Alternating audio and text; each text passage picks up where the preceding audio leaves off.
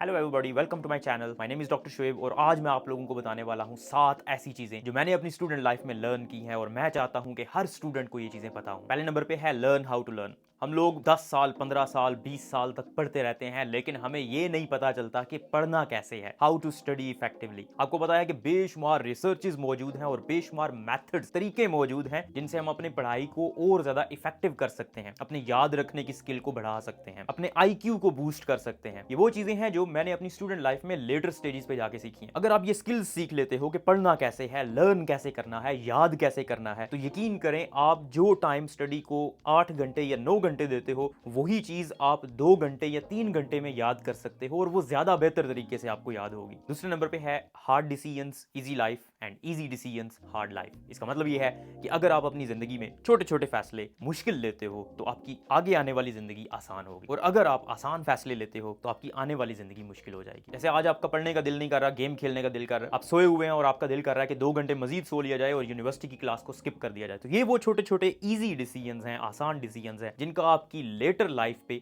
बहुत इफेक्ट होगा। अगर अभी आप हार्ड डिसीजंस ले लेंगे, सोने की बजाय आप क्लासरूम में चले जाएंगे, गपशप लगाने की बजाय आप किताब खोल के बैठ जाएंगे और थोड़ा पढ़ लेंगे, तो ये वो फैसले हैं जो आपको लेटर लाइफ में बहुत फायदा देंगे। तीसरे नंबर पे है क्रैमिंग करना, मतलब एक साल में पूरा साल ज़ाया कर देना और फिर आखिरी हफ्ते में या आखिरी महीने में पढ़ना और एग्जाम क्लियर कर लेना। बहुत सारे लोग हैं जो एग्जाम क्लियर कर लेते हैं क्योंकि एग्जाम्स को क्लियर करना टेक्निक ज़्यादा चाहिए होती है उसमें और पढ़ाई कम चाहिए होती है। लेकिन इसका नुकसान ये होता है कि आप जो एक हफ्ते में या एक महीने में पढ़ के एग्जाम पास कर लेते हो, पास हो जाता है, मार्क्स भी बहुत सारे लोगों के अच्छे आ जाते हैं, लेकिन जो ही एग्जाम खत्म होता है उसके बाद वो सारी चीज़ें भूल जाते हैं। यूनिवर्सिटीज़ का, स्कूल्स का या कॉलेजेस का फ़ायदा ही क्या है अगर आपने सिर्फ एग्जाम को पास करना है और अच्छे ग्रेड्स लेने हैं। यूनिवर्सिटीज़ और कॉलेजेस तो होती हैं आप लोगों को कुछ सिखाने के लिए, ताकि ऐसी चीज़ें आप सीखें जिनको आप लेटर लाइफ में, अपनी प्रैक्टिकल लाइफ में अप्लाई करें। जब आप साल के शुरू से पढ़ना शुरू करते हैं, रोजाना नहीं तो हर दूसरे दिन, तीसरे दिन आप पढ़ते हैं, तो वो चीजें आपको ज्यादा लंबे अरसे के लिए याद रहती हैं, क्योंकि आपकी मेमोरी कंसोलिडेट तब होती है, आपकी यादाश्त तब इंप्रूव होती है, वो चीजें ज्यादा अरसे के लिए आपको याद रहती हैं जब आप उनको बार बार रिवाइज करते हो और थोड़ी थोड़ी देर बाद रिवाइज करते हो। अगर आप शुरू दिन से पढ़ोगे तो आपकी उस सब्जेक्ट पे ग्रिप बहुत अच्छी हो जाएगी, और जो आपको उस सब्जेक्ट की अंडरस्टैंडिंग होगी, समझ होगी, उस लेवल तक वो बंदा कभी भी नहीं पहुंच पाएगा जो आखिरी महीने में पढ़ता है और एग्जाम पास करता है। चौथे नंबर पे है डिसाइडिंग अबाउट करियर।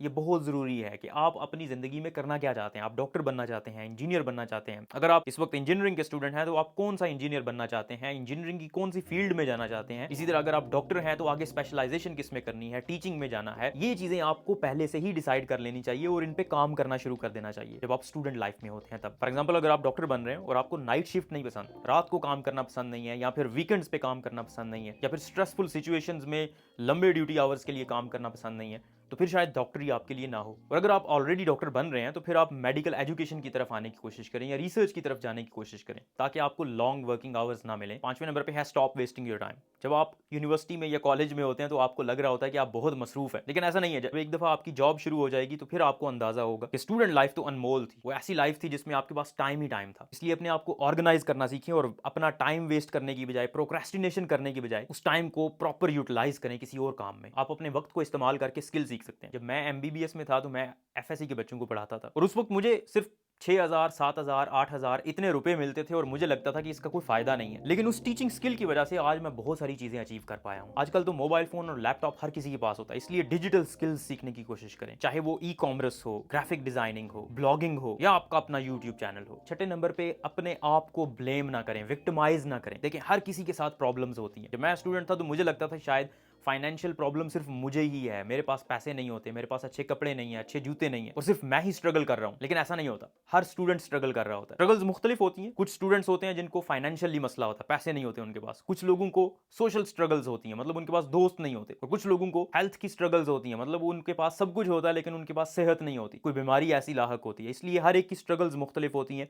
अपने आप को विक्टिमाइज नहीं करें कि मेरे साथ ही ऐसा क्यों हो रहा है। अगर आप अपने आप को विक्टिमाइज करेंगे, आपकी स्ट्रेस बढ़ेगी, आपकी सेहत बिगड़ेगी और आपको फायदा कुछ भी नहीं होगा। और ये हमें लेके आता है 7वें पॉइंट पे, जो है अपनी हेल्थ के ऊपर फोकस करें। जब आप स्टूडेंट होते हैं उस वक्त आप बहुत यंग होते हैं, आपके सारे जिस्म के हिस्से एनर्जेटिक होते हैं, इसलिए आप अपनी सेहत की तरफ तवज्जो नहीं देते। लेकिन स्टूडेंट लाइफ की वो टाइम होता है जब आपने अपनी आदत डेवलप करना होती है, वो आदत जो आपको आगे फ्यूचर लाइफ में काम आएंगी। तो इसलिए अपनी सेहत के ऊपर तवज्जो दें, जिम ज्वाइन करें या फिर एटलीस्ट कोई एक्सरसाइज शुरू कर लें, चाहे वो वॉकिंग हो, जॉगिंग हो या रनिंग हो। तो ये 7 पॉइंट्स हैं। इसके अलावा भी और बहुत सारी चीजें हैं, लेकिन ये 7 मेन पॉइंट्स थे जो मेरे माइंड में थे और मैंने समझा कि आप लोगों को जरूर पता होने चाहिए। इन चीजों को लागू करने की कोशिश करें, and I really hope that you will be successful.